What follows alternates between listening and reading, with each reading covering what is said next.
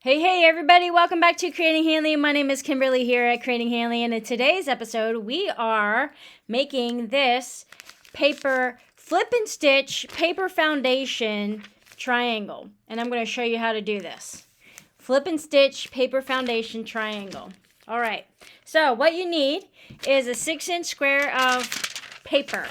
Now this I cut from a ordering magazine, and this is a 6-inch Omni grid. Remember, I'm not sponsored by anybody, but I just placed this grid onto a piece of paper and I cut around it, so it is 6 inches square. Now what you need are some strips. Scrap strips are great.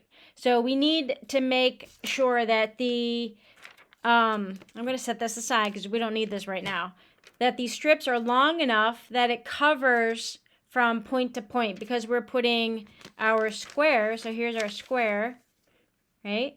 A half square triangle. Basically, that's what this is. Triangle, half square. We're putting it on point. So we have to make sure that our fabric goes all the way off the top and all the way off the bottom of the point. Okay, so I just have these kind of fallish colors, and we're going to use these strips. All right, so let's get to it. I'm going to sit you back here a little bit, show you down here. Uh-oh, what's going on? We need to cancel this stuff. What is going on? We don't need any updates right now. All right, so look at all this scrap. So this happens to be batik, and sometimes you can't tell from the front to the back. So just use whatever works best for you. But if you're using cotton quilters fabric, there's usually a definite front and back. So what I mean by making sure it is long enough is that this is not long enough. See how it doesn't quite cover the top and the bottom here? So this is best used maybe over here. It wouldn't even cover this spot right here. Okay, so you want to make sure that the fabric hangs off of where you need it to go in your flip. If that makes sense. All right, so this one maybe will do it. It just barely, see, like just barely. Maybe I can push this down a little bit and it'll work. But why risk it, right? So let's use something that is a little bit longer, like this big old piece right here, this long piece. This will definitely cover, but I don't necessarily want to put it right in the middle. I can, but I might want to use these end pieces in a scrap project, so, or maybe a crumb project. So I'm going to push this to the edge. So here's the corner, and if I put my finger here, you can see there's enough fabric here that when I trim, there's enough left over. That's going to be probably too big for crumb. No, too small for crumb. Just, throw away. Anyway, that's where we are. But this is what I'm doing. So this is going to be my first piece, like right there. So I'm not going to sew that down yet. I'm going to take my second piece. And my second piece I'm going to put over here. So I want my second piece to go here. So I want to make sure that the fabric covers, and it does. It covers off the edge. So what I'm going to do is place it face side down on the first line that we put. And I want to make sure, here, I'll shift that so you can see it. Make sure that, now, before I go on, there's a couple ways that some people do this. Some people they put the edge of the fabric right at the corner, so you can see this corner, and they put the edge there, and here's a corner, and they put the edge of the fabric there. That's great. If you want to do that, great. That's good. I'm, however, going to move it in the center so that the point is kind of lined up right in the middle of this fabric. Okay? So either way you want to do that, that's cool. Now the next one, I want to go here. So on this side of it. So I'm going to place it, flip it over face down, making sure that the fabric hangs off this side and this side. Okay, now I take it to the, and be very gentle because it's not pinned down or anything. So be very gentle. I'm taking it over to the machine, and I'm going to move this camera a little bit closer for you to see. So you can see I'm using a 1/4 inch seam allowance, and I start off of the paper. So the paper starts right here. I'm starting off of the paper. Actually, the paper comes up here, so just be careful. Again, all this fabric and this paper can shift, especially this paper. This has a little shine to it, so it's very slippery, so be very careful. And then I just start going. Oh, good. I'm almost out of bobbin thread. So this is going to take forever to get through. But anyway, you can see that the, here we go, that the needle is punching right through the both fabrics and the paper. My bobbin is just about empty. Okay. So you can see on the back here, you can see that thread line. And then when you flip this over, do not iron. Just gently finger press. You can use your thumbnail, your fingernail to crease that so the thread stays in place. Okay? And then you're going to place your next piece of fabric down over that. Now, I could use a smaller piece if I wanted to, because this is now a smaller section to cover. So, place this down, face side down, and do the same thing. Sew your 1/4 inch seam allowance. Now, I'm going to run out of bobbin thread. I should have checked that before I started the machine. But, let's just start it anyway.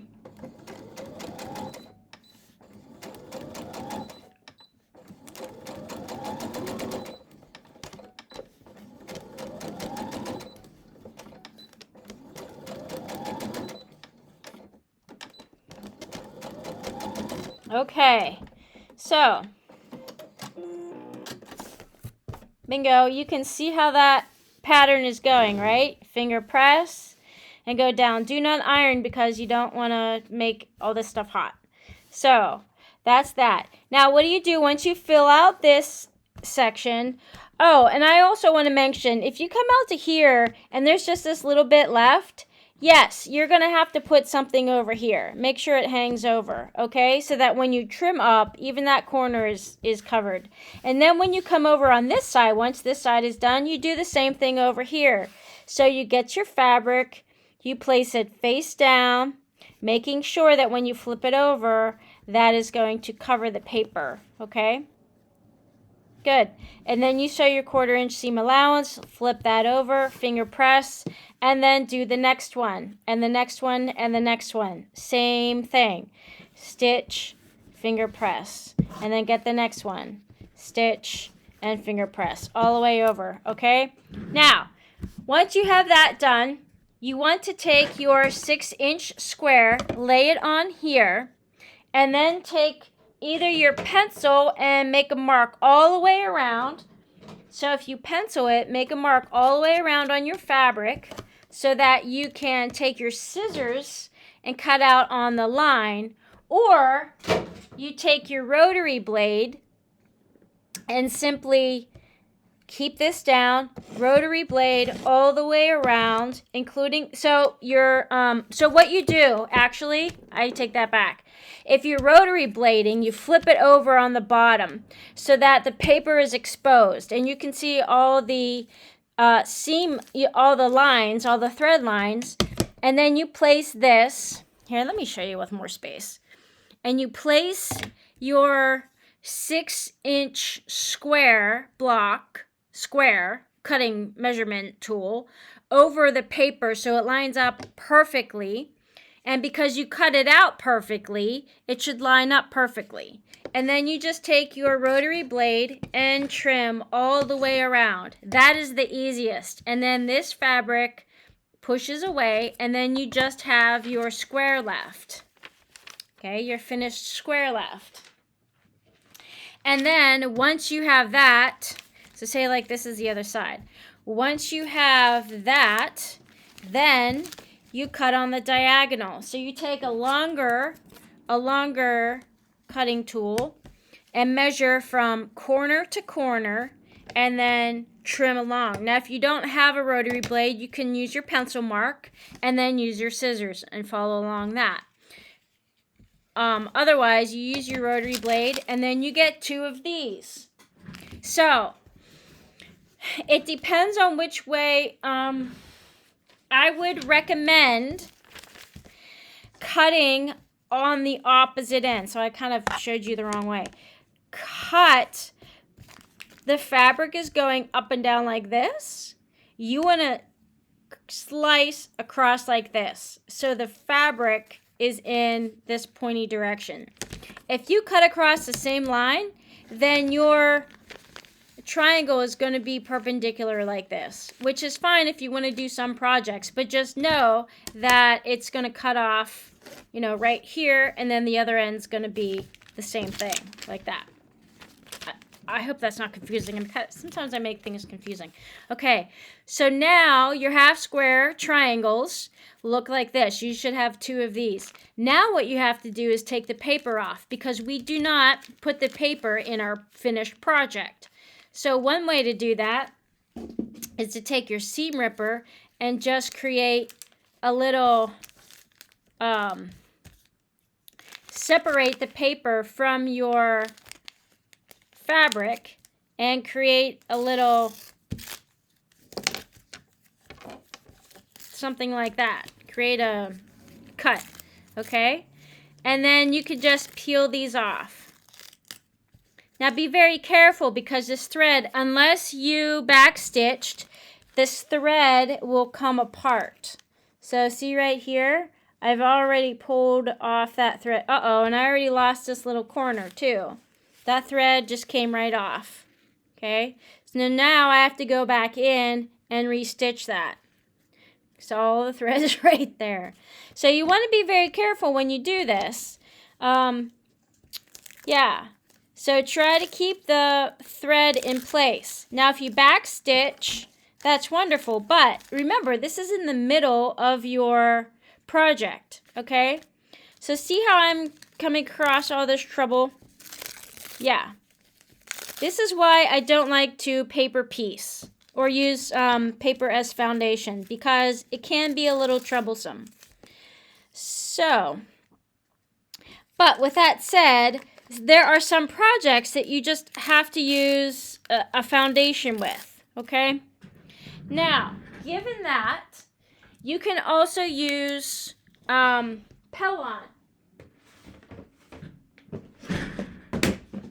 Fusible weave. So you can use a Pellon fusible weave like this. Now this is not 6-inch squares, but what you would do, instead of using this paper, you would use a Pellon fabric fusible weave. And this part is fabric, and this part is fabric with glue on it. So you want to put the fabric next to the fabric with the glue on it. Okay, and now this will be integrated into your project as well. So if I had used this instead of paper, I would not have lost my little corner here. These stitches would not be coming apart on every one of these, right? Including up here. Yeah, so that is something to consider. Yeah, so I wouldn't have lost my little square. Lost my little square. I'm sorry, my little triangle corner right at the tip at the end there. That would still be on. I'm going to try to be careful on this one so I don't lose this end too. Yes. So see how tiny that is? You want to keep that intact. Yeah, you don't want to lose those little corners. So this is kind of a reason why I don't want to use paper piecing. Plus, it takes a while. It's a little bit more fiddly. And then I have to find another material, like fabric. I'm sorry, paper. Now I have to find the perfect paper, you know? So it keeps coming undone. So that just means that I'm going to have to redo these seams. Okay. Which means added work, extra steps. Okay. There. Now all the paper is gone from the back. And I have my triangle. So that is flip and stitch with a paper foundation. You will see this again in another project. In fact, this particular project I'm doing is called Talkin' Turkey. And it's from, of course, it's from this book. And it's on page 387. It's Talkin' Turkey. So, you will see that again in an upcoming video. And that's why I used fall colors. So, keep that in mind. We are going to do another flip and stitch paper piecing project. Hard to say. But if you want to give that a shot, try those. And if you have any fusible fabric, go ahead and try that too. Now, the fabric has glue. So on this one, you couldn't iron until all the paper is gone. But on this one, you just iron it the fabric right onto the fusible. That's called a fuse. That's why it's called fuse, because you're going to fuse it on. Maybe I'll do another video with the fusible, just so you guys can see how that differs.